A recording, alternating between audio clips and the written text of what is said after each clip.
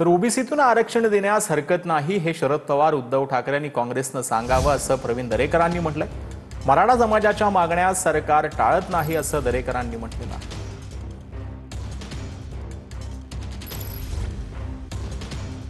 अख्खा महाराष्ट्रातला मराठा समाजाच्या हितासाठी नक्कीच आपल्या सोबत राहील, परंतु त्या ठिकाणी आता ओबीसीतनं आरक्षण मागताय।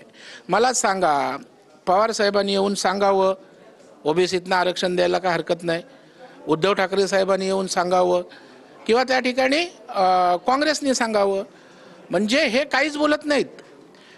कुठल्याही आरक्षणाला धक्का न लागता आरक्षण द्यावं ही सगळ्यांची भूमिका असताना फक्त एकाच व्यक्तीला का टार्गेट, एकाच नेत्याला का टार्गेट, मला वाटतं हे फक्त चुकीचं आहे।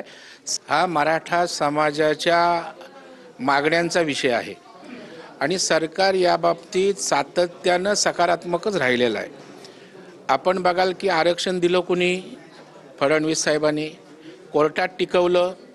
उद्धवजींच्या काळामध्ये त्यांना टिकवता आलं नाही, दुर्लक्ष झालं। सरकार कुठेही टाळत नाही, परंतु मला वाटतं लोकशाहीमध्ये समन्वयातनं चर्चेतनं मार्ग त्या ठिकाणी निघत असतो।